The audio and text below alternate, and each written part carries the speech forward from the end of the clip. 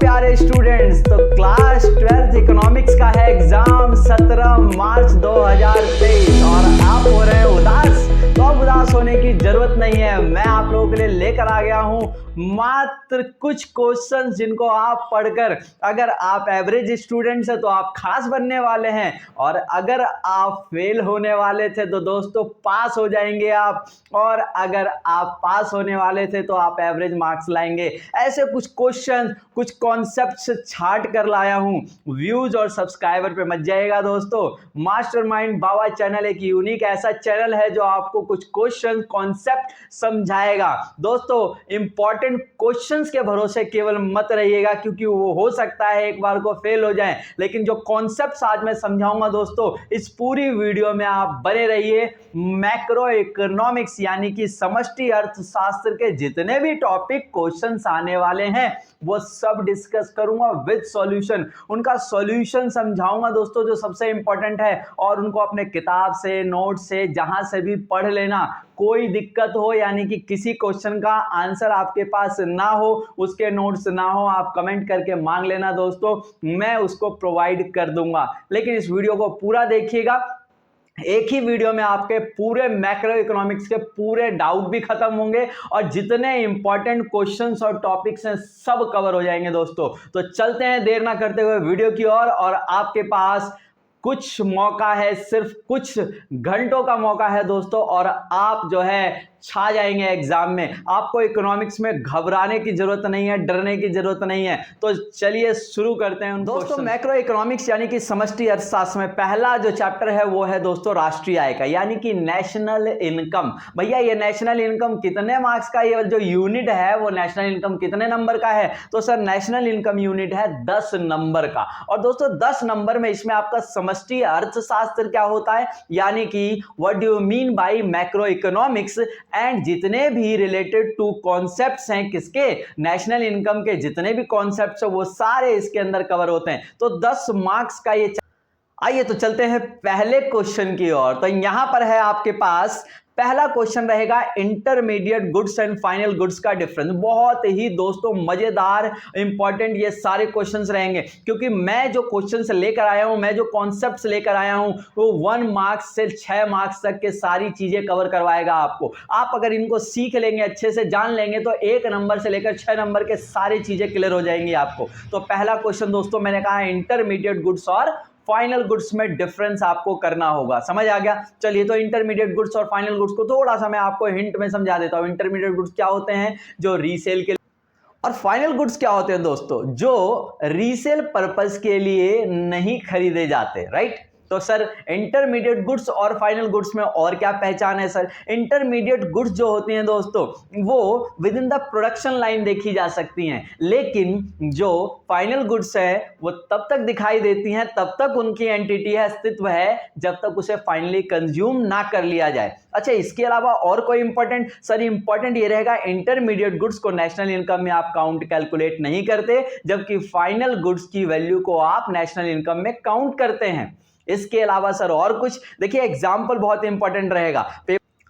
Paper में आपके क्या आ सकता है, पेपर में आपको 3-4 एग्जाम्पल हो सकता है दे दे और कहें कि बताइए इनमें से कौन सा इंटरमीडिएट है और कौन सा फाइनल है दोस्तों, तो ये भी आपसे पूछा जा सकता है। तो इंटरमीडिएट गुड्स जो है वो अदर गुड्स को बनाने के लिए as a raw material use होते हैं अदर गुड्स के मैन्युफैक्चरिंग में, लेकिन फाइनल गुड्स किस लिए होता है दोस्तों? ये सेटिस्फाई करने के लिए होता है। किसको सेटिस्फाई करने के लिए? जो डायरेक्ट रिक्वायरमेंट्स होती हैं, जो प्रत्यक्ष आवश्यकताएं होती है, उनको ये सेटिस्फाई करती है, चाहे वो कंज्यूमर हो चाहे वो प्रोड्यूसर हो दोस्तों। तो इस तरीके से आप इन चीजों को समझ लीजिएगा, याद कर लीजिएगा अच्छे से, और आपको समझ में आ जाएगा। अच्छा चलता हूं मैं 1-2 एग्जांपल भी आपको बता देता हूं, क्योंकि देखो पेपर में जो है वो एग्जांपल्स कई बार आपसे पूछ लिए जाते हैं। मानकर चलिए, देखिए सिंपल सी कहानी बिल्कुल बताता हूं मैं आपको। देखिए जैसे एक फ्रिज मैंने खरीदा, एक फ्रिज किसने खरीदा? मैंने खरीदा। वो क्या है सर? फाइनल हो गया, क्योंकि मैं उसे रीसेल नहीं करूंगा, कहीं भी ध्यान रखिएगा। लेकिन एक फ्रिज अगर एक दुकान वाले ने खरीदा।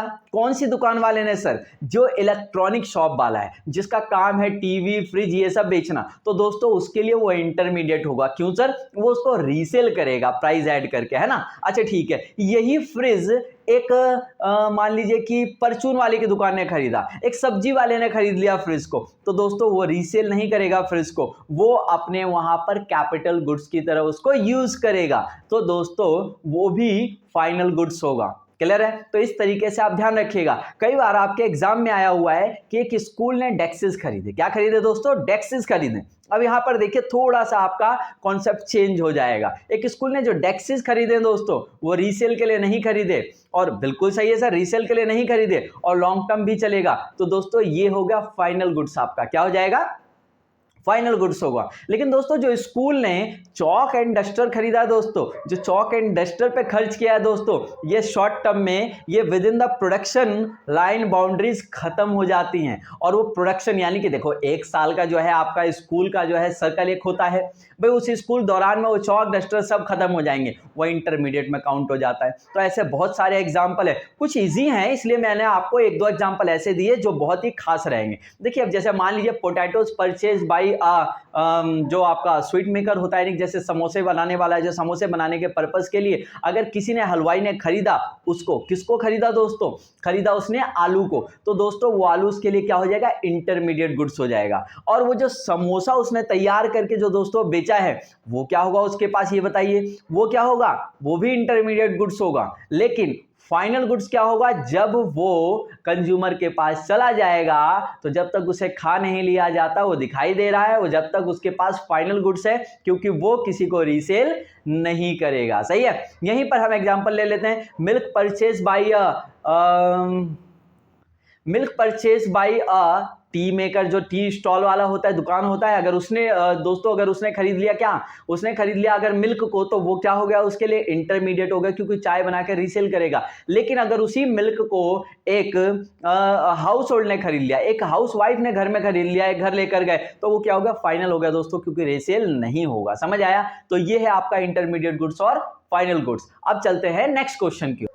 नेक्स्ट क्वेश्चन जो इसी चैप्टर से इंपॉर्टेंट रहेगा इस यूनिट से, वो है प्रवाह चर और स्टॉक चर। यानी कि प्रवाह चर स्टॉक चर का मतलब दोस्तों है flow variables and stock variables. Flow variables and stock variable का कॉन्सेप्ट भी बड़ा इंपॉर्टेंट है, और इसके भी एग्जांपल के साथ आप तैयार कर लीजिएगा इसको। देखिए स्टॉक वेरिएबल और फ्लो वेरिएबल में क्या फर्क है। देखिए वो वेरिएबल्स, वो सारे वेरिएबल्स जो दोस्तों जो पॉइंट ऑफ टाइम पे मेजर होते हैं, वो सारे कौन से होते हैं? स्टॉक वेरिएबल होते हैं। और जो पीरियड ऑफ टाइम में मेजर होते हैं दोस्तों, वो क्या होते हैं हमारे? वो होते हैं हमारे फ्लो वेरिएबल।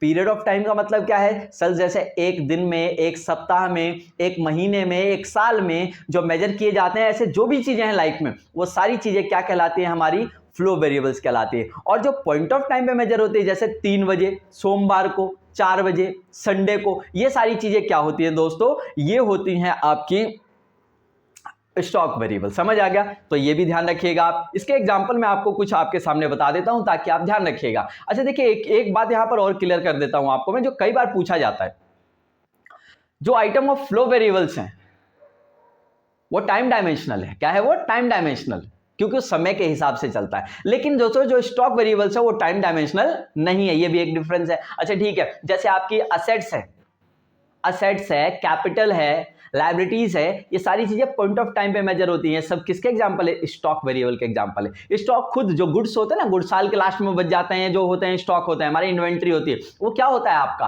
वो होता है आपका स्टॉक वेरिएबल होता है। जो इन्वेस्टमेंट है, कोई भी असेट्स है, मशीनरी, वो सब क्या होता है आपका? बैंक बैलेंस है। क्या है आपका? स्टॉक कॉन्सेप्ट है, क्योंकि पॉइंट ऑफ टाइम पे मेजर होता है आपके बैंक अकाउंट में कितना पैसा है दोस्तों। लेकिन अरे बताने की जरूरत नहीं भाई, बताना नहीं। हाँ तो भाई आप क्या, अब अगला सुनते हैं क्या है फ्लो वेरिएबल्स के आइटम कौन कौन? सेविंग्स है दोस्तों, इनकम है दोस्तों। आपकी इनकम कैसे मेजर होती है? महीने में कितना मिलता है, साप्ताहिक कितना मिलता है, और मंथ में, ईयर में कितना मिलता है, ऐसा ही होता है ना। तो इनकम, सेविंग्स, कंजप्शन, ये सारी चीजें किस पे मेजर होती हैं? ये पीरियड ऑफ टाइम में मेजर होती हैं। सो दैट ये एग्जांपल किसके हैं?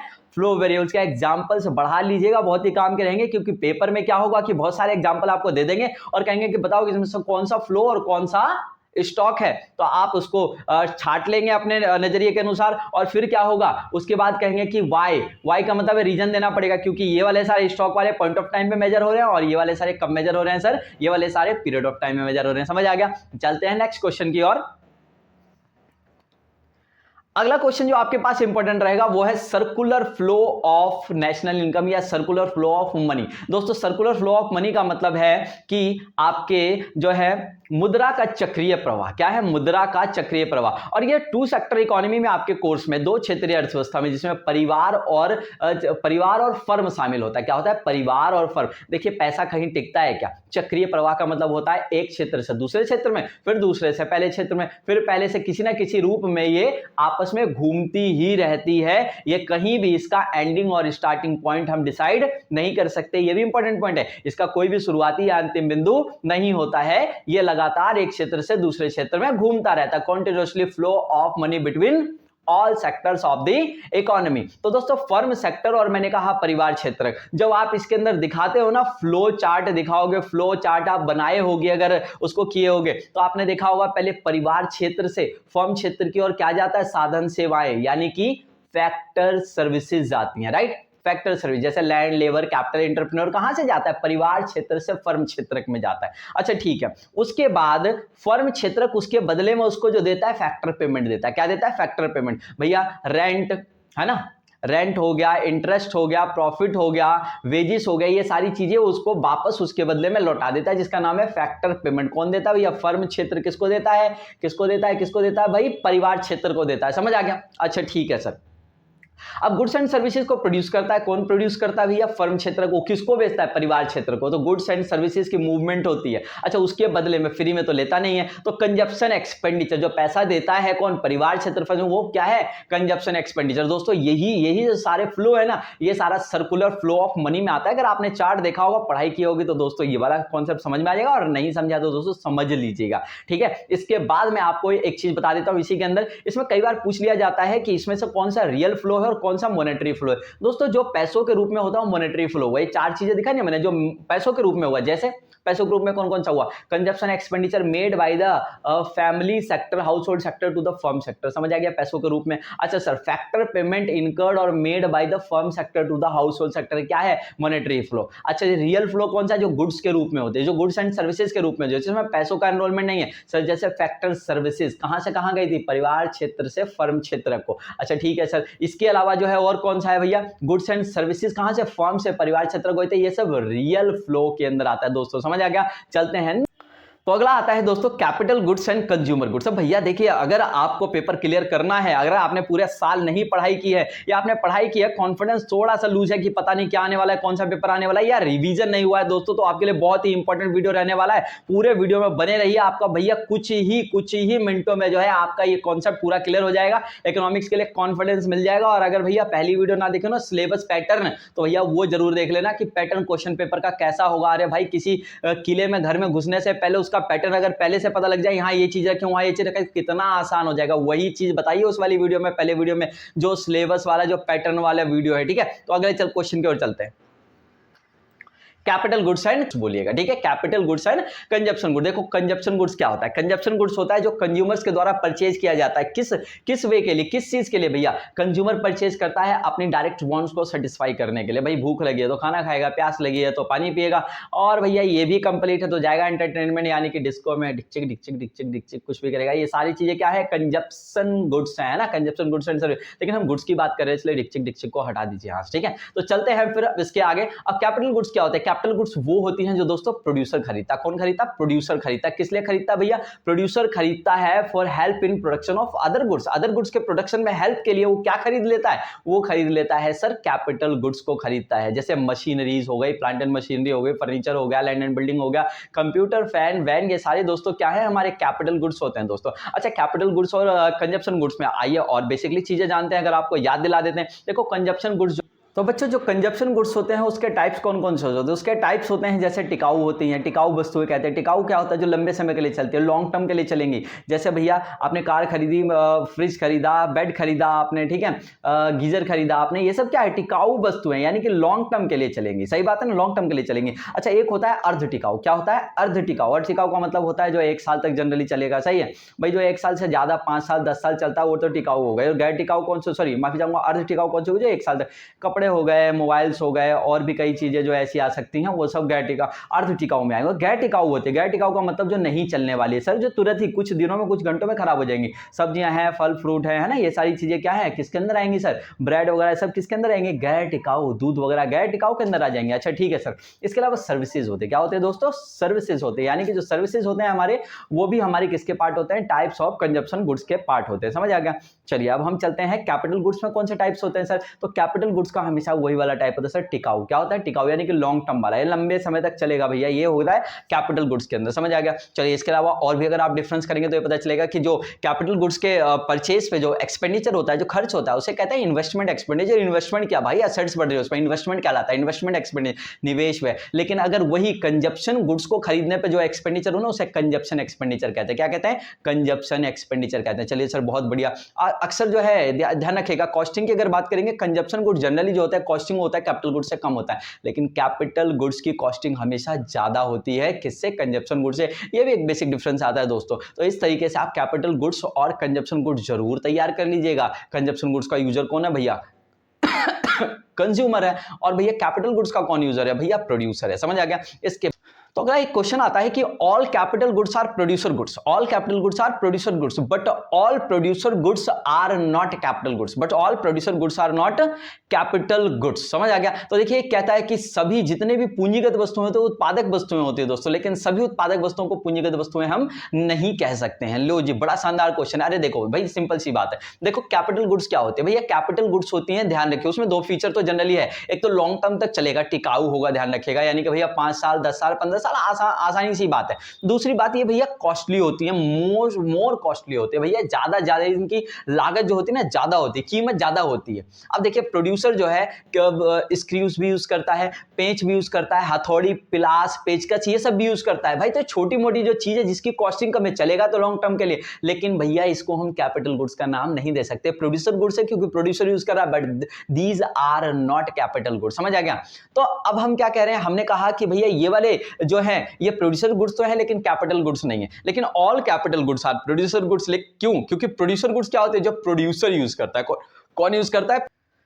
तो दोस्तों नेक्स्ट क्वेश्चन है नॉमिनल जीडीपी और रियल जीडीपी आपका इंपॉर्टेंट रहेगा। नॉमिनल जीडीपी और रियल जीडीपी के साथ ही आपको एक बता दूं मैं आपको, यहाँ जीडीपी डिफ्लेटर का फॉर्मूला एक छोटा सा रहता है, वो भी याद कर लीजिएगा। चलिए नॉमिनल जीडीपी और रियल जीडीपी अगर मैं बात करूं दोस्तों, तो आपको याद होगा नॉमिनल जीडीपी को कहा जाता है GDP at current year prices, GDP at current year prices. लेकिन दोस्तों रियल जीडीपी को कहा जाता है GDP at constant year prices, constant prices या बेस ईयर प्राइजेस। समझ आ गया? यानी कि जब किसी ईयर की, करंट ईयर की नेशनल इनकम को, जीडीपी को किस पे निकाला जाता है?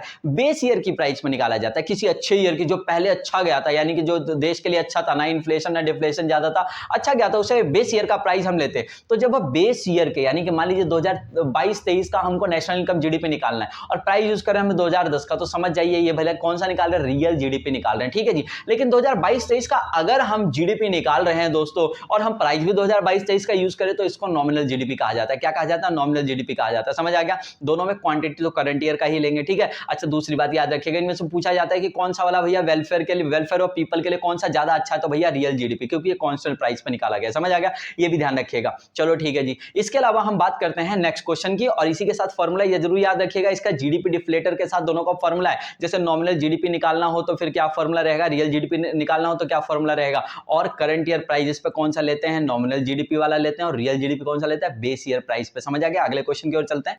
तो अगला क्वेश्चन आता है दोस्तों जीडीपी एंड वेलफेयर। देखो जीडीपी और वेलफेयर का कैसा रिलेशन है, आपस में कैसा डायरेक्ट संबंध है सर? जाहिर सी बात है, जीडीपी आपके देश की बढ़ेगी तो भैया आपके देश का वेलफेयर ऑफ पीपल बढ़ेगा, सिंपल सी बात है, कल्याण बढ़ेगा देश का, है ना। लेकिन जीडीपी के साथ कल्याण तो बढ़ेगा, ये तो कंफर्म है, लेकिन दोस्तों जीडीपी से कल्याण जो है बढ़ता है ये तो श्योर है, लेकिन क्या ये वेलफेयर का सही मतलब सही वेलफेयर को मापा जा सकता है? कहने का मतलब है दोस्तों कि जीडीपी बढ़ने का मतलब कल्याण, वेलफेयर तो बढ़ेगा, लेकिन ये श्योरिटी है कि सबके साथ जस्टिस हुआ, सबके साथ। देखो आपके देश में क्या होता है कि आपके देश में जीडीपी बढ़ने का एक तो देखो जीडीपी बढ़ा है तो इसका मतलब जरूरी नहीं है कि पर कैपिटा इनकम बढ़ाओ। देखो रिच पर्सन की पता चले कि जो अमीर व्यक्ति हैं उन्हीं की इनकम बढ़ती गई और उसकी वजह से जीडीपी बढ़ गई हमारे देश में, और हमारे देश में जो गरीब वर्ग है वो और गरीब होता चला जा रहा है, तो उससे कोई फायदा तो नहीं है दोस्तों। ये वेलफेयर जो है वो सही वेलफेयर नहीं होगा। तो जीडीपी और जो वेलफेयर का रिलेशन है ये जरूर पढ़िएगा दोस्तों। चलते हैं नेक्स्ट। तो अगला क्वेश्चन आता है problem of double counting in calculation of national income. अगर नेशनल इनकम में डबल काउंटिंग की प्रॉब्लम की मैं बात करूं तो दोस्तों, एक आपका जो है प्रोडक्शन मेथड से, जब भी आप प्रोडक्ट मेथड से आप नेशनल इनकम की काउंटिंग करते हैं तभी समस्या आती है, और कई बार एक्सपेंडिचर मेथड से जब आप करते हैं तब आता है। क्या होता है कि जब एक ही वैल्यू को, जब एक ही आइटम को एक से अधिक बार नेशनल इनकम में आप कैलकुलेट कर लेते हैं तो उसी को क्या कहा जाता है, प्रॉब्लम ऑफ डबल काउंटिंग। और किसके अंदर आता है, खासकर रॉ मटेरियल और जब फाइनल में, यानी कि इंटरमीडिएट और फाइनल में जब सही से डिफरेंस नहीं कर पाते तभी दोस्तों ये प्रॉब्लम आती है। अब इसी के साथ क्वेश्चन जुड़ा हुआ आता है हाउ टू अवॉइड, यानी कि इसको सॉल्व कैसे किया जाता है, how to solve the problem, this problem, इसको कैसे सॉल्व किया जा सकता है। तो दोस्तों पहला तो है वैल्यू एडेड मेथड का आप यूज करिए। किसका यूज करिए, वैल्यू एडेड मेथड का आप यूज कर सकते हैं, मूल्य वृद्धि विधि का। इसके अंदर जो है आप क्या करते हैं, हर किसी ने जितना वैल्यू एडिशन किया उसको ले लेते हैं। तो सिंपल सी बात है, इंटरमीडिएट और फाइनल से आप जो है बच जाते हैं। दूसरा, इंटरमीडिएट और फाइनल में सही तरीके से डिफरेंस किया जाए तब ये प्रॉब्लम सॉल्व हो सकते हैं। तो ये अवॉइड कैसे किया जाता है ये भी पढ़ लीजिएगा दोस्तों, डबल काउंटिंग की प्रॉब्लम को। अगला इसमें रहेगा injection and leakages. Injection and leakages दोस्तों, यानी कि इंजेक्शन का मतलब है दोस्तों यहाँ पर भरण, और जो आपका लीकेजेस है उसका मतलब है क्षरण। देखिए भरण और क्षरण का मतलब क्या होता है, जब आपके इकोनॉमी के अंदर भैया देखो जो फ्लो है, फ्लो ऑफ मनी कम होता है, फ्लो ऑफ मनी कम होता है तो गवर्नमेंट और आरबीआई क्या करती है भैया, इसके अंदर जो है इंजेक्ट करती है, यानी कि और पैसे का फ्लो जो है बढ़ाने के लिए जो है नए नोटों को जारी करना, या फिर इस तरीके से वित्त की व्यवस्था करके वो जो है फाइनेंस वगैरह लेकर जो है और डेवलपमेंट कार्य एक्स्ट्रा करके ये इंजेक्शन करते हैं, यानी कि फ्लो को बढ़ाती है और जो है पैसा एनरोल करती है इकोनॉमी के जो फ्लो में होता है पैसा, उसको और जो है चक्र में एनरोल कर देती है, उसको कहते हैं इंजेक्शन। और लीकेजेस कहते हैं दोस्तों, जब फ्लो से, उसी फ्लो से, सर्कुलर फ्लो से जब पैसा आपका निकाल लिया जाता है या पैसा हटा लिया जाता है तो उसको क्या कहा जाता है दोस्तों, लीकेजेस कहा जाता है। ऐसा कई बार किस लिए होता है, कई बार क्या होता है कि देखो लोग जो है पैसा अंडरग्राउंड करने लग जाते हैं। आपने सुना होगा काला बाजारी, ब्लैक मार्केटिंग, आपने कई बार सुना होगा भाई नए नए 2000 के नोट आए थे, कई बार उसकी वजह से भी हो जाता है। नए 2000 के नोट आए, सब लोगों ने अपने घर में रखना चालू कर दिया, अरे बड़ा अच्छा से बड़ा सुंदर है, गुलाबी गुलाबी है भैया, समझ रहे हैं ना आप। इस तरीके से लीकेजेस का मामला भी आ जाता है। तो लीकेजेस और इंजेक्शन को पढ़ लीजिएगा भाई, किताब से बहुत ही ज्यादा इंपॉर्टेंट रहेगा। ठीक है, नेक्स्ट क्वेश्चन देख। एक आता है दोस्तों ट्रांसफर पेमेंट या रिसिप्ट। देखो ट्रांसफर पेमेंट या रिसिप्ट का मतलब होता है वन साइडेड रिसिप्ट। तो वन साइडेड रिसिप्ट या पेमेंट का मतलब होता है दोस्तों ये नेशनल इनकम में काउंट नहीं होता है, और इसका मतलब उन रिसिप्ट या पेमेंट से होता है जिसके बदले कोई भी देश के अंदर जो है प्रोडक्शन या सर्विस एक्टिविटीज में पार्टिसिपेट नहीं किया गया है, देश के लिए जीडीपी में कोई योगदान नहीं गया है, ऐसे रिसिप्ट और पेमेंट को जो है हम ट्रांसफर इनकम का नाम देते हैं। इसमें क्या होता है, जिसके पास रिसिप्ट हुआ है कोई, उसके बदले में कुछ देने के उसके ऊपर करंट या फ्यूचर में कोई लायबिलिटी नहीं होती है, और जिसको पे किया गया है भाई वो जो है इसके लिए वो कोई एक्सपेक्ट नहीं कर सकता कि फ्यूचर में उससे कुछ मिलेगा। तो ये सारी चीजें क्या होती है, ट्रांसफर इनकम या ट्रांसफर है। एक्सटर्नलिटीज, देखिए एक्सटर्नलिटीज क्या होती है, जब बाहर से मतलब किसी और के द्वारा कार्य करने पर जब किसी और को नुकसान हो जाए दोस्तों तो उसको कहा जाता है बाह्यताएं, यानी कि एक्सटर्नलिटीज कहा जाता है। ये पॉजिटिव एक्सटर्नलिटीज भी हो सकती है और नेगेटिव एक्सटर्नलिटीज भी हो सकती हैं। तो पॉजिटिव एक्सटर्नलिटीज और नेगेटिव एक्सटर्नलिटीज की बात तो हम करेंगे। देखिए दोनों चीज को समझिए, बाह्यताओं का मतलब क्या होता है, मान के चलिए देश के अंदर दोस्तों प्राइवेट सेक्टर्स बढ़ रहे हैं, यानी कि इंडस्ट्रीज बढ़ रही है, इंडस्ट्रीज के बढ़ने से मान लीजिए धुआं बहुत सारा प्रोड्यूस होता है, वो जो जहरीला गैस भी निकलता है या कुछ भी धुआं वगैरह निकलता है वो पॉल्यूट करता है समाज को। अब मान लीजिए कि वो पॉल्यूशन जो है उसके लिए समाज ने क्या बिगाड़ा, मतलब समाज ने क्या योगदान दिया, तो समाज को तो बेमतलब में नुकसान हो रहा है, तो इसको दोस्तों हम कहेंगे, क्या कहेंगे इसको, नेगेटिव एक्सटर्नलिटीज। अच्छा ठीक है, कई बार सरकार जो है देखो इतने अच्छे डेवलपमेंट कार्य करती है, पुल बना रही है, सड़कें बना रही है, वहां पर ये बना रही है, स्कूल बना रही है, हॉस्पिटल बना रही है, इससे लोगों को, समाज को, सबको फायदा होता है दोस्तों, इसको पॉजिटिव एक्सटर्नलिटीज कहते हैं, यानी कि धनात्मक बाह्यताएं कहते हैं। इंपॉर्टेंट रहेगा खासकर छोटे छोटे क्वेश्चन के लिए, 1 मार्क्स के लिए बहुत इंपॉर्टेंट क्वेश्चन रहेगा यहाँ पर, क्योंकि 1 नंबर का इस चैप्टर से एक क्वेश्चन आना है, जो खासकर जो मैं बता रहा हूँ इन्हीं में से एक क्वेश्चन जरूर मिलेगा आपको। देखो ग्रॉस और नेट का संबंध पढ़ लेना। ग्रॉस और नेट में किसका डिफरेंस होता है, डेप्रिसिएशन का, आपने पढ़ा होगा। ग्रॉस से नेट बनाने के लिए, नेट से ग्रॉस बनाने के लिए कौन काम आता है, डेप्रिसिएशन काम आता है। आपको पता होगा कि ग्रॉस में से अगर आप डेप्रिसिएशन माइनस करेंगे क्या मिलेगा आपको, नेट मिलेगा, ऐसा ही है ना। अच्छा ठीक है सर, इसके उल्टा आप समझ लीजिएगा। दूसरा आपने पढ़ा होगा डोमेस्टिक और नेशनल का रिलेशन क्या है, निफिया का रिलेशन होता है इनमें, यानी कि अगर डोमेस्टिक में आप निफिया प्लस करेंगे, net factor income from abroad, विदेशों से साधन आय को प्लस करेंगे, क्या मिल जाएगा दोस्तों आपको मिल जाएगा यहाँ पर नेशनल मिल जाएगा। अच्छा सर, इसके बाद आपने पढ़ा होगा एनआईटी एनआईटी का कॉन्सेप्ट पढ़ा होगा आपने, यानी कि यहाँ पर क्या होता है एमपी और एफसी। दोस्तों एमपी और एफसी मार्केट प्राइस और फैक्टर कॉस्ट में किसका रिलेशन होता है, एनआईटी का डिफरेंस होता है, यानी कि नेट इनडायरेक्ट टैक्स का होता है दोस्तों, है ना। तो ये आप ध्यान रखिएगा, मार्केट प्राइस में से अगर एनआईटी को घटा दिया जाए तो क्या निकलेगा दोस्तों, ये निकल के आएगा आपका फैक्टर कॉस्ट, है ना। अच्छा इसके बाद आपको ये भी पता होगा कि जो आपका निफिया है यानी कि एनएफआईए है, net factor income from abroad, ये कैसे निकाला जाता है दोस्तों, factor income from abroad minus factor income to abroad, विदेशों से साधन आए माइनस विदेशों को साधन आए, तो इससे क्या निकलता है, विदेशों से शुद्ध साधन आए, समझ आ गया। अच्छा ठीक है, एनआईटी कैसे दोस्तों कैलकुलेट होता है, नेट इनडायरेक्ट टैक्स शुद्ध अप्रत्यक्ष कर कैसे कैलकुलेट होता है, आईटी माइनस सब्सिडीज यानी कि अप्रत्यक्ष कर माइनस आर्थिक सहायता, समझ आ गया। तो ये जो कॉन्सेप्ट है ना यहाँ पर बहुत ही इंपॉर्टेंट रहेगा, इसी से जुड़ा हुआ कॉन्सेप्ट और कौन सा है वो यहाँ पर बात होगी इन्वेस्टमेंट की, ग्रॉस इन्वेस्टमेंट की और नेट इन्वेस्टमेंट की। इन सब की जगह पर क्या काम आएगा, इन दोनों की जगह पर काम आएगा दोस्तों, इन तीनों में से दो की जगह काम आएगा डेप्रिसिएशन, तो ध्यान रखिएगा। चलिए ठीक है, इन्वेस्टमेंट क्या होता है, increase in the value of assets, यानी कह लीजिए असेट्स के स्टॉक को बढ़ाना, असेट्स को बढ़ाना, इन्वेस्टमेंट को बढ़ाना, क्या कहलाता है आपका इन्वेस्टमेंट कहलाता है, समझ आ गया। अच्छा ग्रॉस इन्वेस्टमेंट और नेट इन्वेस्टमेंट क्या होता है, ग्रॉस इन्वेस्टमेंट का मतलब होता है टोटल वैल्यू ऑफ इन्वेस्टमेंट जिसमें डेप्रिसिएशन अभी शामिल है, समझ आ गया। अच्छा जी नेट इन्वेस्टमेंट क्या हो गया सर, नेट इन्वेस्टमेंट का मतलब हो गया भैया जो ग्रॉस इन्वेस्टमेंट था उसमें से डेप्रिसिएशन हटा दिया तो भैया नेट इन्वेस्टमेंट बची, यानी कि शुद्ध निवेश बच गया, समझ आ गया। अब अगला जो है ना 1 मार्क्स में खासकर जो है आपके लिए एक इंपॉर्टेंट टॉपिक रहता है जो कई बार पूछा जाता है, देखो GDP at MP, NDP at MP ऐसा कुछ दे देंगे, या फिर GNP at MP, NNP at MP दे देंगे, कहेंगे इनमें क्या डिफरेंस है, तो भैया इनमें जो डिफरेंस है काम आएगा वही एनआईटी वाला काम आएगा, वही आपका निफिया वाला काम आएगा, वही डेप्रिसिएशन वाला काम आएगा। तो ये कॉन्सेप्ट को क्लियर रखेंगे तो आपका ये वाला क्वेश्चन भी देखिए क्वेश्चन और पढ़ के जाएगा। और आपका खासकर बताऊं इस बार जो सपोर्टिंग मटेरियल मिला है सरकारी स्कूल वालों को, सपोर्टिंग मटेरियल भैया कुछ चैप्टर के बहुत अच्छा है, मैंने इस बार पढ़ के देख लिया है। हाँ कुछ न्यूमेरिकल्स में गलतियां होती है, कुछ वर्डिंग्स में गलतियां होती हैं, आप थोड़ा सा उसको एडजस्ट करना ही पड़ेगा, सरकारी बुक है भाई, लेकिन अच्छा बनाया है, उसमें से बहुत सारी चीजें आपके एग्जाम में आने वाली हैं दोस्तों, ध्यान रखिएगा ठीक है। ये जो हमने पैटर्न तैयार किया, जो इंपॉर्टेंट तैयार किया है उसके लिए उसका सहारा बहुत लिया है हमने, यानी कि उसकी इंपॉर्टेंस है दोस्तों। इसी के साथ मैं आपको बता देता हूँ इसमें और क्या है, आपको ध्यान रखना होगा नेशनल इनकम निकालते समय हमें कौन कौन सी सावधानियां बरतनी पड़ती है, यानी कि लिमिटेशंस पढ़नी पड़ेंगे हमें, limitations in calculation of national income और डोमेस्टिक इनकम, समझ आ गया। चाहे तीनों मेथड से किसी से करें, वैल्यू एडेड मेथड से करेंगे, चाहे आप इनकम मेथड से करेंगे, चाहे आप किससे करेंगे सर एक्सपेंडिचर मेथड से, उसकी लिमिटेशंस आप जरूर पढ़ लीजिएगा कौन कौन सी सावधानियां। जैसे वैल्यू एडेड मेथड से आप करेंगे तो भैया इंटरमीडिएट और फाइनल के गुड्स में आपको देखना पड़ेगा ना, इसी तरीके से एक्सपेंडिचर मेथड में भी इस पॉइंट को ध्यान रखना पड़ेगा। इसके अलावा जो है आप ध्यान रखिएगा फाइनल गुड्स को ही लिया जाता है। अच्छा इनकम मेथड से जब हम करते हैं तो इनकम मेथड में आपको ध्यान रखना होता है कि भाई वेजेस एंड सैलरीज लेना होता है। इसके अलावा अगर कंपनसेशन ऑफ एम्प्लॉयज दिया हो या फिर आपका जो एक आता है contribution of employer in social security scheme, इनका ध्यान रखना पड़ता है। तो ऐसे कई सारे पॉइंट्स हैं जिनका आप ध्यान रखिएगा, ये लिमिटेशंस में आती हैं दोस्तों ने। एक न्यूमेरिकल आपको जो जरूर करके जाना चाहिए, न्यूमेरिकल कौन सा रहेगा, खासकर इस बार जो सबसे ज्यादा इंपॉर्टेंट न्यूमेरिकल माना जा रहा है दोस्तों वो वैल्यू एडेड मेथड का माना जा रहा है। वैल्यू एडेड मेथड यानी कि मूल्य वृद्धि विधि का जो है न्यूमेरिकल बहुत इंपॉर्टेंट माना जा रहा है, और आपने शायद पिछली वीडियो में पढ़ा भी था। क्वेश्चन नंबर 11 जो होगा आपके पास न्यूमेरिकल का वीडियो होगा 3 मार्क्स का दोस्तों, ठीक है। इसके अलावा एक क्वेश्चन एक्सपेंडिचर और एक क्वेश्चन जो है इनकम मेथड में से भी आ सकता है, समझ आ गया। तो लेकिन मेनली आपको बता दिया गया एक न्यूमेरिकल 3 नंबर का, और खासकर वैल्यू एडेड मेथड के ज्यादा चांस रहेंगे, खासकर दोस्तों वैल्यू ऑफ आउटपुट यानी कि उत्पादन का मूल्य। एंड फाइनली जो आपके नेशनल इनकम से जो चैप्टर से क्वेश्चन जो मेन इंपॉर्टेंट रहेगा दोस्तों वो रहेगा कि कौन से आइटम को एक्सक्लूड या इंक्लूड किया जाता है at the time of calculation of national income और डोमेस्टिक इनकम, यानी कि घरेलू आय या राष्ट्रीय आय की गणना करते समय किसको जोड़ा जाता है, किसको नहीं जोड़ा जाता है दोस्तों। ये क्वेश्चन बहुत ही इंपॉर्टेंट रहता है। जैसे कई बार आपके पेपर में लिया जाएगा कि वृद्धावस्था पेंशन हो गया, या फिर मान लीजिए कि छात्रवृत्ति हो गया, यानी कि स्कॉलरशिप हो गया, ओल्ड एज पेंशन हो गया, ये सब आपके नेशनल इनकम में कैलकुलेट, डोमेस्टिक इनकम में कैलकुलेट होगा या नहीं होगा, तो आपका आंसर रहेगा नो। और इसका आंसर पूछेगा और एक नंबर में रीजन भी पूछेगा आपसे, है ना, कि इनको क्यों शामिल नहीं किया जाएगा। तो कौन सी इनकम, ये हस्तांतरण आय है नहीं, यानी कि ट्रांसफर इनकम, इनके लिए कोई भी सर्विसेज या प्रोडक्शन कार्य में कोई भी पार्टिसिपेशन नहीं किया गया है देश के अंदर, समझ आ गया। इसी तरीके से जो आपसे पूछा जाता है कि एक ब्रांच इंडिया की जो है वो बाहर है, वहां से प्रॉफिट अर्न किया तो जीडीपी में शामिल होगा या नहीं होगा। इसी तरीके से पूछा जाता है आपसे, एम्बेसी वाला क्वेश्चन पूछा जाता है, तो ये वाले क्वेश्चन जरूर पढ़ लीजिएगा दोस्तों, ये इंपॉर्टेंट रहेगा। ये नेशनल इनकम के सारे क्वेश्चन समाप्त हो गए आपके। और अब हम चलते हैं दूसरे चैप्टर की ओर।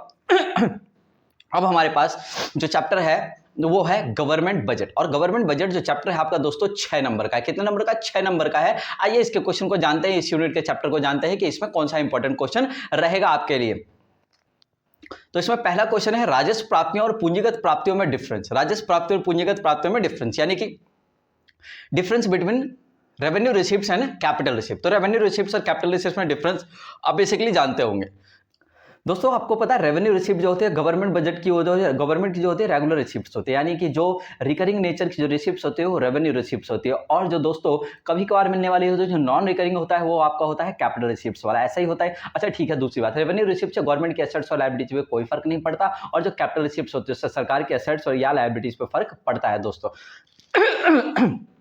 तो क्या फर्क पड़ता है दोस्तों रेवेन्यू रिसिप्ट्स की अगर हम बात करें तो हमने पहले ही बता दिया कि रेवेन्यू असेट्स और लायबिलिटीज में फर्क नहीं पड़ता। तो क्या फर्क नहीं पड़ता, ना ही सरकार की जो है असेट्स घटती हैं और ना ही कोई लायबिलिटीज बढ़ती हैं। और अगर हम कैपिटल रिसिप्ट्स वाले में लिखेंगे दोस्तों तो उसमें ये बताएंगे कि इन रिसिप्ट से गवर्नमेंट की या तो असेट्स डिक्रीज हो जाती हैं या लायबिलिटीज इंक्रीज हो जाती है। बात समझ में आ गया, ये ध्यान रखिएगा आप बिल्कुल अच्छे तरीके।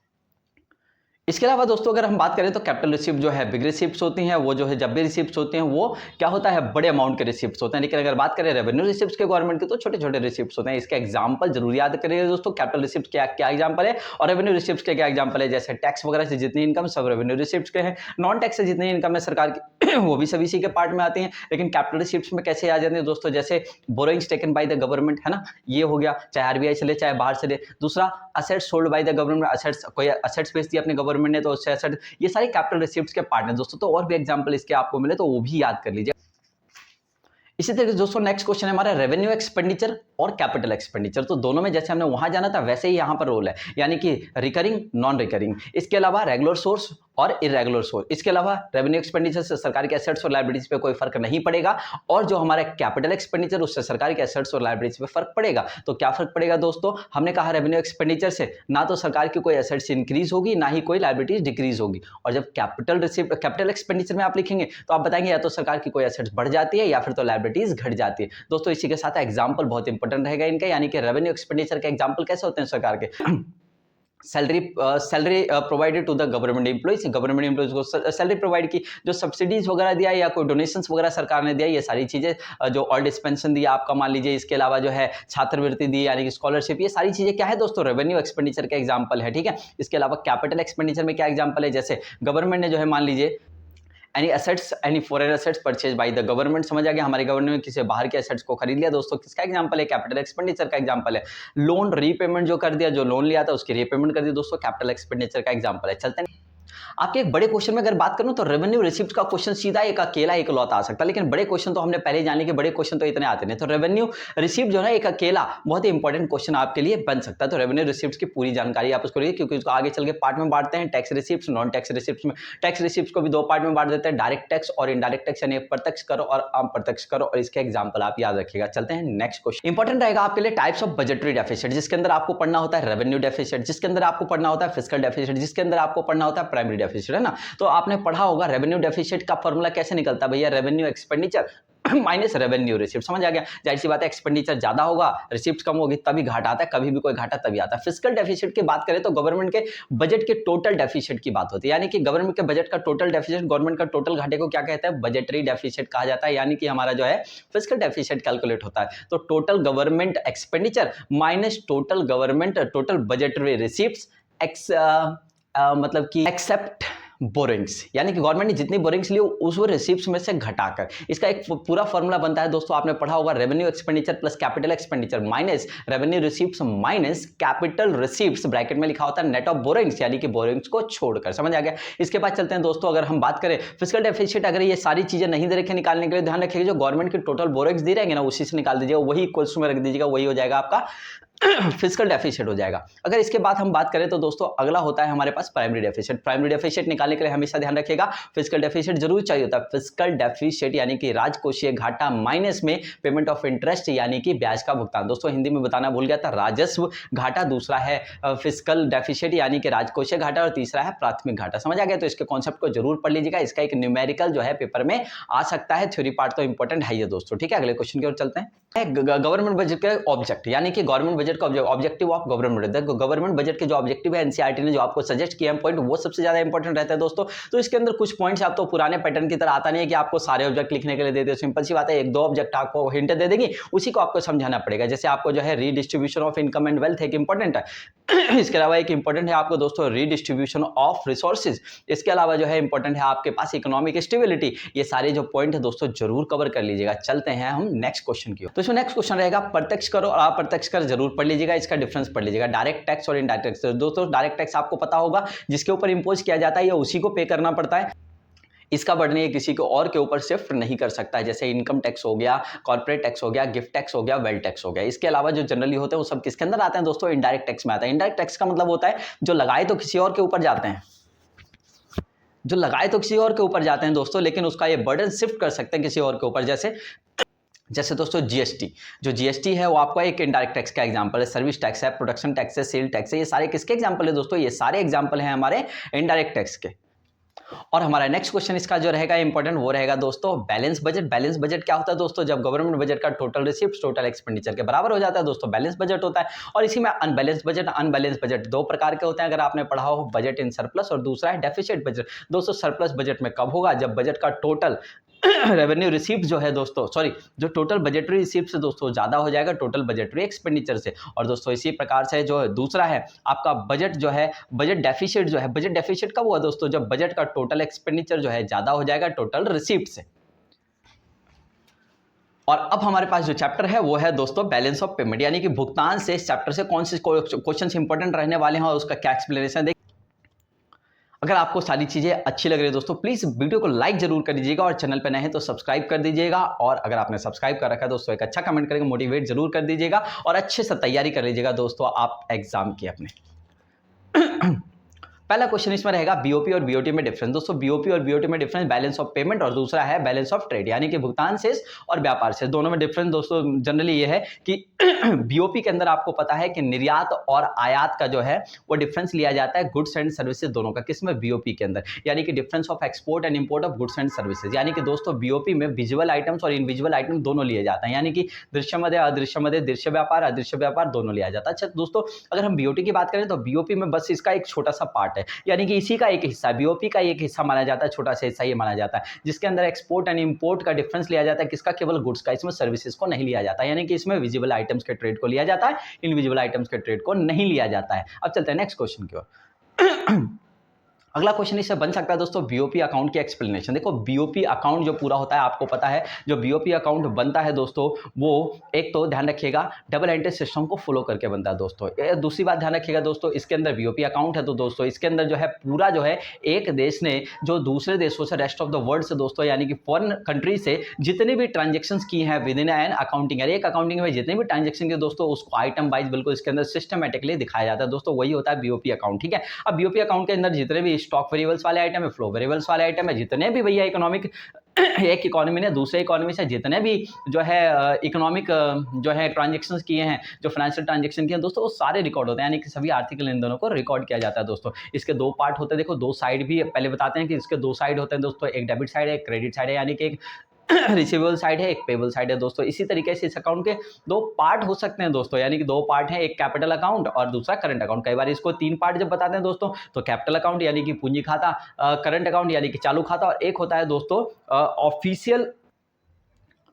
Official reserve account with RBI. समझ आ गया? तो इसके अंदर फॉरेन एक्सचेंज का रिजर्व का रिकॉर्ड रखा जाता है दोस्तों। ये इंपॉर्टेंट रहेगा बीओपी अकाउंट का पूरा। ठीक है, चलते हैं नेक्स्ट क्वेश्चन की ओर। क्वेश्चन में, छोटे क्वेश्चन में विजिबल आइटम्स और इनविजिबल आइटम्स आपका जरूर आ सकता है। विजिबल आइटम्स क्या होता है? जो एक विजिबल आइटम्स क्या होते हैं दोस्तों? जो एक कंट्री के जो बाउंड्रीज है जब उसको क्रॉस करते हैं, सीमा को क्रॉस करके दूसरे कंट्रीज में जाते हैं तो दोस्तों उसको फील किया जा सकता है, फील ही नहीं उसको देखा और छुआ जा सकता है। टच सी एंड टच, देखा और छुआ जा सकता है दोस्तों। लेकिन जो इनविजिबल आइटम्स होता है दोस्तों, इनविजिबल आइटम्स को एक देश की बाउंड्री को क्रॉस करते हुए देखा और छुआ नहीं जा सकता। जैसे सर्विसेज के अंदर आती हैं सारी, यानी कि जैसे सॉफ्टवेयर हो गया, एप्लीकेशन हो गया दोस्तों, और बैंकिंग सर्विसेज हो गए, फाइनेंशियल सर्विसेज हो गए, ट्रांसपोर्ट सर्विसेज हो गए, ये सारी सर्विसेज आते हैं दोस्तों। और विजुअल आइटम्स के ट्रेड में दोस्तों जितने भी गुड्स होते हैं दोस्तों, जिसको फिजिकल जो गुड्स होते हैं उनको हम लेते हैं। ठीक है, अब इसकी हम बात करते हैं। अब अगले क्वेश्चन की ओर चलते हैं दोस्तों। इसमें इंपॉर्टेंट रहेगा autonomous item and adjusting item. Autonomous item of BOP account और दूसरा रहेगा दोस्तों adjusting item of BOP account. ये मोस्ट इंपॉर्टेंट रहेगा दोस्तों, यानी कि इसको दूसरे नाम में आपको याद होगा, आइटम अबव द लाइन भी कहते हैं, आइटम्स अबव द लाइन और आइटम्स बिलो द लाइन। जो एडजस्टिंग आइटम होते हैं, आइटम्स बिलो द लाइन होते हैं दोस्तों। और आपको पता होना चाहिए ऑटोनोमस आइटम जो होते हैं वही बजट के सरप्लस या डेफिसिट का कारण बनते हैं दोस्तों, यानी कि रीजन ऑफ सरप्लस और डेफिसिट ऑफ जो है बीओपी अकाउंट का ये कारण बनते हैं दोस्तों, बीओपी अकाउंट का। और इसी तरीके से दोस्तों दूसरा आपको पता होगा कि जो आपके इस डेफिसिट को ठीक करने के लिए जो भी ट्रांजेक्शन किए जाते हैं दूसरे कंट्री से दोस्तों, वो सारे क्या कहलाते हैं, एडजस्टिंग आइटम कहलाते हैं दोस्तों। इसमें किसी भी गुड्स वगैरह का एक्सपोर्ट या इंपोर्ट इसके अंदर नहीं किया जाता है दोस्तों, ये केवल जो है यहाँ पर क्या किया जाता है, फॉरेन करेंसीज के माध्यम से इसको ठीक किया जाता है दोस्तों। तो ये इंपॉर्टेंट रहेगा आपके लिए, जरूर पढ़ लीजिएगा दोस्तों। अगर हम चैप्टर की बात करें बीओपी वाले चैप्टर, तो उसी के साथ जो कोरिलेटेड है इसी मार्क्स में, कितने मार्क्स में, 6 नंबर में जो कोरिलेटेड दोस्तों वो है फॉरेन एक्सचेंज रिजर्व, वो माफी चाहूंगा फॉरेन एक्सचेंज रेट वाला जो चैप्टर है दोस्तों वो इंपॉर्टेंट है। देखिए इसके अंदर जो है पहला क्वेश्चन सबसे ज्यादा जो इंपॉर्टेंट रहेगा वो है depreciation and devaluation of domestic currency दोस्तों। अगर इसके बारे में पूरा डिटेल जानना है दोस्तों, पूरा वीडियो अपलोड कर रखा है मैंने, वो बहुत ही शॉर्ट में यानी कि 4 से 5 मिनट में आपको पूरा एग्जांपल के साथ समझाया, अच्छे से देख लेंगे तुरंत समझ में आ जाएगा दोस्तों, हर किसी को समझ में आ जाएगा, जो नहीं भी पढ़ा लिखा हूं दोस्तों उसको भी समझ में आ जाएगा। अगला क्वेश्चन हम लेते हैं, अगला क्वेश्चन हमारा रहेगा appreciation and revolution of domestic currency, appreciation and revolution of domestic currency दोस्तों। अगर आपको इसको भी देखना है, इसका भी वीडियो पूरा अपलोडेड है बिल्कुल शॉर्ट में, 4 से 5 मिनट में दोस्तों पूरा कॉन्सेप्ट समझाया है मैंने, और पूरा उसके अंदर छोटे छोटे नोट्स भी मिलेंगे आपको, उसको भी नोट डाउन कर सकते हैं। और ये वीडियो तो अपलोड करें दोस्तों, कितने बार भी देखिए आपको जो है पूरा जो है नॉलेज इसके अंदर मिल जाएगा दोस्तों। चलते हैं नेक्स्ट क्वेश्चन।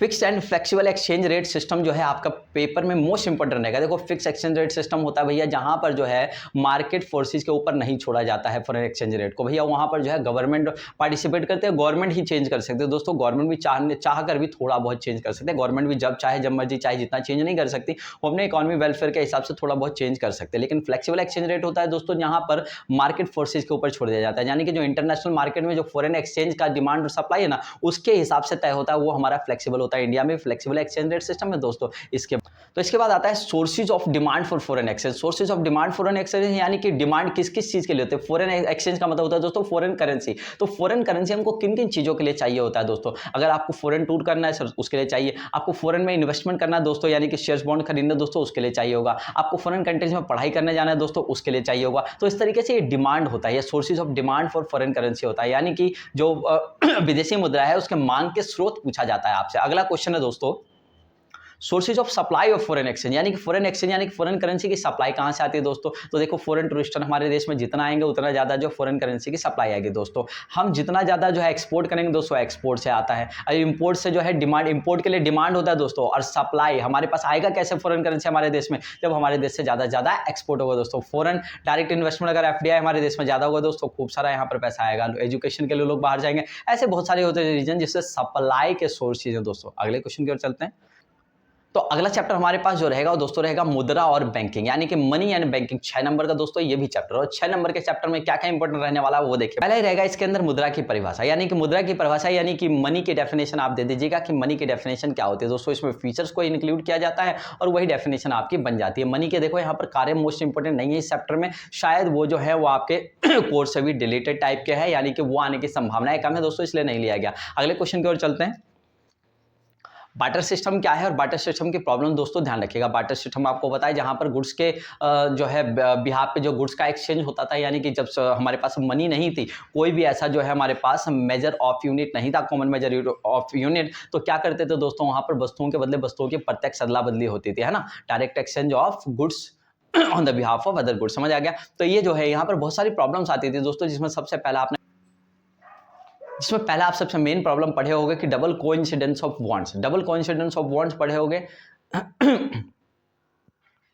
इस तरीके से आपने बहुत सारे इसके अंदर जो प्रॉब्लम्स पढ़ी हो दोस्तों, ये प्रॉब्लम्स जो है 4 प्रॉब्लम जनरली राइटर्स ने 4 दिए हुए और कई राइटर्स ने 5 दिए हुए हैं। जैसे कि पहला आपका हो गया डबल कोइंसिडेंस बॉन्ड्स वाला, दूसरा हो गया absence of common measure of value, यानी कि कोई भी जो है मेजर यूनिट किसी चीज को किस में मेजर किया जा सकता है, कितना लेने के बदले कितना देना, कोई मेजर ही नहीं था। स्टॉक करने की समस्या थी दोस्तों, यानी कि स्टॉक करके रखा नहीं जा सकता था। इसके अलावा दोस्तों ट्रांसफर की प्रॉब्लम थी, यानी कि एक जगह से दूसरे जगह पर अगर हमें अपने धन को ट्रांसफर करना धन तो वेल्थ के रूप में होते थे दोस्तों, तो ये भी पॉसिबल नहीं था। स्टॉक करके रखना पॉसिबल नहीं था। भाई जो है आपको समझ ही रहे हो कि स्टॉक करके कोई चीज सड़ने गड़ने खराब होने का डर बना रहता है। तो ऐसे जो भी प्रॉब्लम्स है दोस्तों उसका ध्यान रखिएगा। तो ये क्वेश्चन इंपॉर्टेंट रहेगा। अगले क्वेश्चन की ओर चलते हैं। अगला क्वेश्चन दोस्तों इसमें रहेगा मनी सप्लाई वाला क्वेश्चन। मनी सप्लाई का जो कॉन्सेप्ट है आपको पता ही है कि स्टॉक कॉन्सेप्ट है, यानी कि एक पॉइंट ऑफ टाइम पे एक देश के अंदर कितनी मुद्रा अवेलेबल है। आपको पता है कि पॉइंट ऑफ टाइम पे एक इकोनॉमी के अंदर टोटल जितनी करेंसी अवेलेबल है पब्लिक और जो हमारे बैंक से सबको मिलाकर, ये सारा दोस्तों क्या होता है मनी सप्लाई का कॉन्सेप्ट होता है, जो आपको पता है कि इसके अंदर जो है आपका स्टॉक कॉन्सेप्ट कहा जाता है इसको। और इसका मेजर करने के लिए जो है आपका M1 मेजर, जो M1 मेजर है वो इंपॉर्टेंट रहेगा दोस्तों, जिसमें आपको याद होगा C plus DD plus OD इसके अंदर आता है। C यानी कि जनता के पास, पब्लिक के पास कितनी करेंसी है, DD यानी कि डिमांड डिपॉजिट, यानी कि जो हमारे कमर्शियल बैंक हैं उनके पास डिमांड डिपॉजिट मांग जमाएं कितनी है। और दोस्तों अगला रहता है अदर डिपॉजिट विद RBI, जैसे कि बाहर के जैसे वर्ल्ड बैंक है और अदर इंस्टीट्यूशन है जिन्होंने आरबीआई के पास पैसा जमा करा रखा है, हमारे कुछ इंस्टीट्यूशन है जिन्होंने आरबीआई के पास पैसा, ये सब अदर डिपॉजिट्स में आरबीआई के पास आता है, जो भी इसके अंदर शामिल होता है दोस्तों। इसी चैप्टर में दोस्तों इंपॉर्टेंट रहेगा, आपके साथ ध्यान रखिएगा, यहाँ पर जो इंपॉर्टेंट पार्ट रहेगा वो रहेगा करेंसी इन करंट टाइम। तो करंट टाइम में जो हमारे प्रचलन में जो करेंसीज हैं उसका ध्यान रखिएगा। आपको पता है वो सारे नोट, सिक्के और सारे बिल वगैरह, जो बिल ऑफ एक्सचेंज या फिर आप ऐसे जो भी चेक वगैरह लेंगे, ये सारी चीज़ें शामिल है जो हमारे देश में करेंसी के रूप में एक्सेप्ट किए जाते हैं और ये प्रचलन में है, कहीं ना कहीं ये चलते हैं।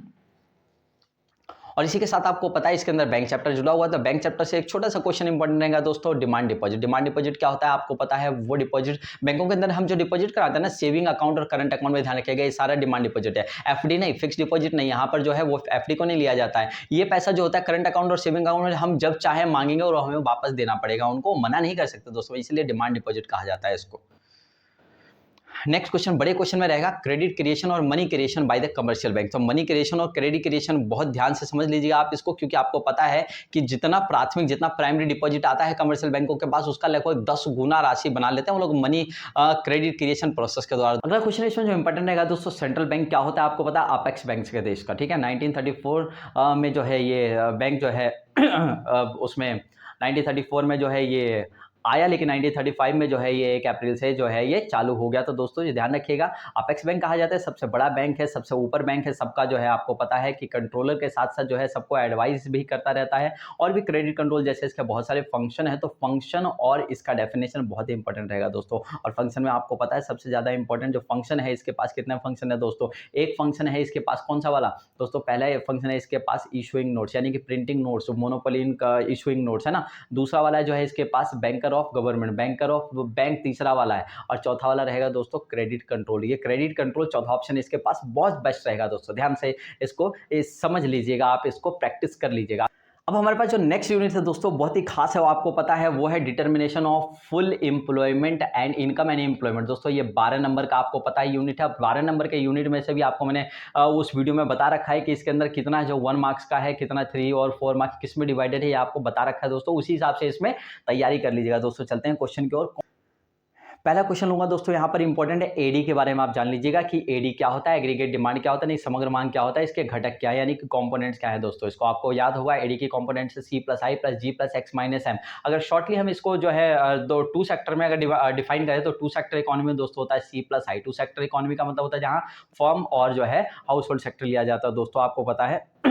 इसके अलावा अगर C plus I plus G लिया जाता है 3 सेक्टर इकोनॉमी दोस्तों, और 4 सेक्टर इकोनॉमी ओपन इकोनॉमी होती है दोस्तों, यानी कि जहां पर हम विदेशों से भी ट्रांजैक्शन करते हैं दोस्तों, जिसमें नेट एक्सपोर्ट आ जाता है X माइनस M आ जाता है दोस्तों। तो ये ध्यान रखिएगा, 4 कंपोनेंट इसके आते हैं, इसके बारे में आपको लिखना आना चाहिए दोस्तों। नेक्स्ट क्वेश्चन की ओर चलते हैं। इसमें एक कॉन्सेप्ट इंपॉर्टेंट रहेगा दोस्तों, APC, MPC, APS है ना, इसके कॉन्सेप्ट भी इंपॉर्टेंट रहेगा थियोरेटिकली। इसके जो है डेफिनेशंस हो गए, फॉर्मूले हो गए, और जो है इसमें maximum value minimum value important रहेगा दोस्तों। और इसी के साथ इसका एक न्यूमेरिकल आपका कंफर्म मैंने बताया था, न्यूमेरिकल भी दोस्तों आएगा, इसको आप दोस्तों। अगर अगले क्वेश्चन की ओर चलें तो दोस्तों इसमें रहेगा इन्वेस्टमेंट मल्टीप्लायर एंड प्रोसेस। तो इन्वेस्टमेंट मल्टीप्लायर एंड प्रोसेस का जो है आप पूरी तरीके से डिटेल दे लीजिएगा, आपके चैप्टर में पूरा सॉल्यूशन जो है अवेलेबल है दोस्तों। तो इसको आप तैयार कर लीजिएगा कि किस तरीके से जो है इन्वेस्टमेंट मल्टीप्लायर का प्रोसेस चलता है। अगला क्वेश्चन इंपॉर्टेंट रहेगा इसमें, equilibrium in short term. Equilibrium in short term, तो इक्विलिब्रियम शॉर्ट टर्म में मिलता है या नहीं मिलता है, वो कैसे मिलता है, उसके बारे में भी आप इस चैप्टर में जरूर देख लीजिएगा। थोड़ा सा डायग्राम का भी इसके अंदर यूज होगा दोस्तों।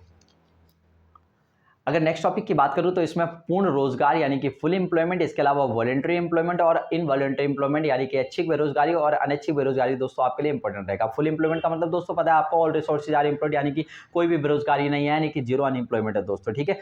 नेचुरल अनएम्प्लॉयमेंट को छोड़कर यानी कि प्राकृतिक बेरोजगारी को छोड़कर यहाँ पर लिखना होता है। अगर ऐच्छिक बेरोजगारी की बात करूं दोस्तों, वॉलंटरी अनएम्प्लॉयमेंट की बात करूं मैं, तो वॉलंटरी अनएम्प्लॉयमेंट क्या होता है दोस्तों, जहां पर जो है लोग अपनी इच्छा से काम नहीं कर रहे, यानी कि ऐसी अनएम्प्लॉयमेंट को हम देश की टोटल अनएम्प्लॉयमेंट शामिल ही नहीं करते, टोटल अनएम्प्लॉयमेंट को काउंट ही नहीं करते, क्योंकि भैया इनको करंट वेज रेट पे काम अवेलेबल है, ये कैपेबल भी है लेकिन काम करना नहीं चाहते। समझ आ गया। चलिए अब चलते हैं नेक्स्ट, यानी कि इनवॉलंटरी अनएम्प्लॉयमेंट। इनवॉलंटरी अनएम्प्लॉयमेंट यानी कि वही देश की टोटल अनएम्प्लॉयमेंट, इन्हीं लोगों को काउंट किया जाता है। इनको करंट वेज रेट पे काम अवेलेबल नहीं है, ये कैपेबल भी है, काम करना भी चाहते हैं, है ना। वांट टू डू वर्क यानी कि विलिंग टू डू वर्क, और जो है आपका करंट वेज रेट पे वर्क करने के लिए एग्री है, लेकिन ये काम इनको नहीं मिल रहा है दोस्तों, ठीक है। अगले कॉन्सेप्ट की ओर चल, अगला क्वेश्चन रहेगा problem of excess demand and deficient demand दोस्तों। तो प्रॉब्लम ऑफ एक्सेस डिमांड आपका और क्या होता है, प्रॉब्लम ऑफ एक्सेस डिमांड नाम से ही क्लियर है, अधिमांग की समस्या। अधिमांग क्या होता है दोस्तों, जहां पर जो है एग्रीगेट डिमांड ज्यादा है और एग्रीगेट सप्लाई कम है दोस्तों। तो जाहिर सी बात है यहाँ पर क्या होगा, इन्फ्लेशन की समस्या होगी, प्राइसेस लगातार बढ़ने लग जाएंगे दोस्तों, और इसको इन्फ्लेशनरी गैप से दिखाते हैं, आपको याद होगा डायग्राम के अंदर, ठीक है। इसी तरीके से डेफिशिएंट डिमांड आपको याद होगा, जस्ट अपोजिट सिचुएशन है, जहां एग्रीगेट सप्लाई ज्यादा हो जाता है या बोलिए एग्रीगेट डिमांड कम हो जाता है दोस्तों। यहाँ पर जो है डिफ्लेशन की समस्या होती है, प्राइसेस डाउन होने लग जाते हैं दोस्तों, जो मुद्रा की वैल्यू वहां पर बढ़ जाती है दोस्तों, और इसे डिफ्लेशनरी गैप के थ्रू डायग्राम में हम दिखाते हैं, ठीक है। इसके बाद फिस्कल पॉलिसी और मॉनेटरी पॉलिसी जो है ज्यादा इंपॉर्टेंट रहेगा। फिस्कल पॉलिसी आपको पता है गवर्नमेंट यूज करती है, और दोस्तों जो मॉनेटरी पॉलिसी है दोस्तों आरबीआई यूज करती है, सेंट्रल बैंक यूज करते हैं। दोनों दोस्तों जो है दोनों पॉलिसी को यूज किया जाता है वो क्रेडिट कंट्रोल के लिए यूज किया जाता है। खासकर जो है गवर्नमेंट, आपको पता है, सॉरी माफी चाहूंगा, खासकर जो आरबीआई आपको पता है रिजर्व बैंक ऑफ इंडिया जो है वो क्रेडिट कंट्रोल उसका एक इंपॉर्टेंट फंक्शन है दोस्तों, तो मॉनेटरी पॉलिसी के थ्रू इसको ठीक करते हैं। उसके अंदर क्वांटिटेटिव और क्वालिटेटिव मेजर्स होते हैं, आपको पता होना चाहिए, और उसके थ्रू वो इसको ठीक करते। तो एक्सेस डिमांड या आपका जो है डेफिशिएंट डिमांड को कैसे ठीक किया जाता है, इसके बारे में आप जो है क्वेश्चन तैयार कर लीजिएगा। फिस्कल पॉलिसी की अगर मैं बात करूं दोस्तों, गवर्नमेंट यूज करती है, उसको इनकम एंड एक्सपेंडिचर पॉलिसी भी कहते हैं, आपको याद होगा, और इसके अंदर जो भी मेजर्स अपनाए जाते हैं ठीक करने के लिए, वो एक्सेस डिमांड या डेफिशिएंट डिमांड की प्रॉब्लम को ठीक करते हैं दोस्तों, ठीक है। अगले क्वेश्चन की ओर चलते हैं। के अंदर जो इंपॉर्टेंट रहेगा ना, वो पार्ट इंपॉर्टेंट रहेगा, बैंक रेट हो गया, सीआरआर हो गया, एसएलआर हो गया, ओपन मार्केट ऑपरेशन हो गया, ये हो गया आपका क्वांटिटेटिव के अंदर, मात्रात्मक के अंदर, और क्वालिटेटिव के अंदर इसी के अंदर आ जाता है आपका मोरल सुएशन हो गया, मार्जिनल रिक्वायरमेंट हो गया, और जो है आपका क्रेडिट राशनिंग हो गया, ये सारे पॉइंट इसी के अंदर आ जाते हैं दोस्तों, ठीक है। अब चलते कंजप्शन एंड सेविंग फंक्शन, यानी कि उपभोग फलन और बचत फलन का कॉन्सेप्ट देख लीजिएगा, इससे रिलेटेड कॉन्सेप्ट भी आ सकता है और न्यूमेरिकल भी आ सकता है दोस्तों। आपने पढ़ा होगा consumption function C equals to C bar plus B Y वाला कॉन्सेप्ट, सही है। और सेविंग फंक्शन आपने पढ़ा होगा S equals to minus C bar plus B Y, जहां पर सी बार आपको पता है दोस्तों क्या है, सी बार क्या है दोस्तों, सी बार है यहाँ पर ऑटोनॉमस कंजप्शन। और दोस्तों कंजप्शन फंक्शन में हमने यूज किया C equals to C bar plus B Y, B की वैल्यू क्या है, MPC है। और दोस्तों सेविंग फंक्शन में हमने यूज किया S equals to minus C bar plus 1 minus B Y, 1 minus B क्या निकल गया वहां पर, एमपीएस की वैल्यू होती है दोस्तों। चलते हैं नेक्स्ट क्वेश्चन है, ऑटोनोमस कंजप्शन एक्सपेंडिचर आपसे पूछा जा सकता है। ऑटोनोमस कंजप्शन एक्सपेंडिचर आपको पता है सी बार से दिखाया जाता है दोस्तों, और ये होता है मिनिमम कंजप्शन एक्सपेंडिचर, जो जीरो लेवल ऑफ इनकम पे भी जो इकोनॉमी के अंदर कंजप्शन एक्सपेंडिचर मेड किया जाता है सर्वाइव करने के लिए दोस्तों, उसी को ऑटोनोमस कंजप्शन एक्सपेंडिचर हम लोग कहते हैं दोस्तों।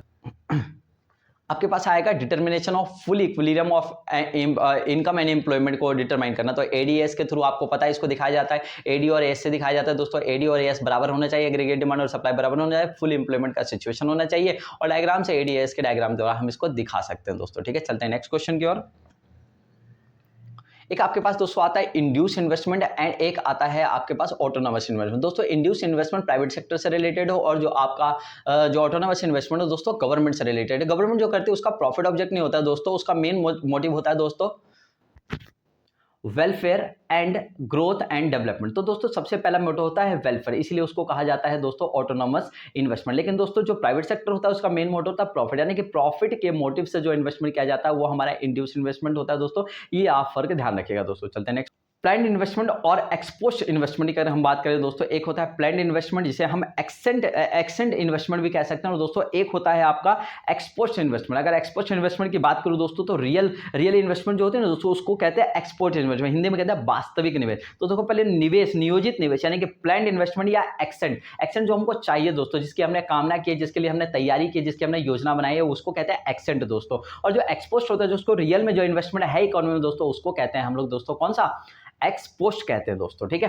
अब चलते हैं नेक्स्ट कॉन्सेप्ट, रिलेशन बिटवीन के और एमपीसी और रिलेशन बिटवीन के और एमपीएस का क्वेश्चन आपके पास इंपॉर्टेंट रहेगा दोस्तों, ध्यान रखिएगा। तो के और एमपीसी का रिलेशन आपको पता है दोस्तों कैसा होता है, ये होता है दोस्तों डायरेक्ट रिलेशन होता है, ध्यान रखिएगा। यानी कि एमपीसी की वैल्यू बढ़ेगी दोस्तों तो के की वैल्यू घट जाएगी, और एमपीसी की वैल्यू बढ़ेगी दोस्तों तो के की वैल्यू घटेगी, और एमपीसी की घटेगी तो के की वैल्यू बढ़ जाएगी दोस्तों। अपोजिट रिलेशन होता है, एक हाइपोथेटिकल एग्जांपल के थ्रू भी कई बार पेपर में आ जाता है दोस्तों। इस तरीके से के और एमपीएस का रिलेशन जो होता है दोस्तों, के और एमपीएस का जो रिलेशन होता है दोस्तों वो कैसा होता है, इनडायरेक्ट रिलेशन होता है दोस्तों। एमपीएस की वैल्यू बढ़ेगी तो के की वैल्यू घटेगी एंड वाइस वर्सा। समझ आ गया होगा। नेक्स्ट क्वेश्चन की ओर चलते हैं दोस्तों। तो दोस्तों इस तरीके से आप लोगों ने देखा ये क्वेश्चन जो आपको मैंने बताए हैं दोस्तों, अगर अच्छा लगा रियलिटी में, अगर आपको अच्छा लगा कि कम समय में इतने जो है मैंने आपको वीडियो थोड़ी सी लॉन्ग जरूर है दोस्तों, लेकिन मैक्रो इकोनॉमिक्स को पूरे इतने कम समय में डिफाइन कर देना और अच्छे क्वेश्चन की तैयारी करना दोस्तों, अच्छा लगे तो अपने दोस्तों को शेयर भी कर दीजिएगा, लाइक कीजिएगा दोस्तों वीडियो को, और कमेंट कर दीजिएगा मोटिवेशन के लिए, और अपने पेपर के लिए अच्छी तैयारी करके अच्छा मार्क्स लेगा।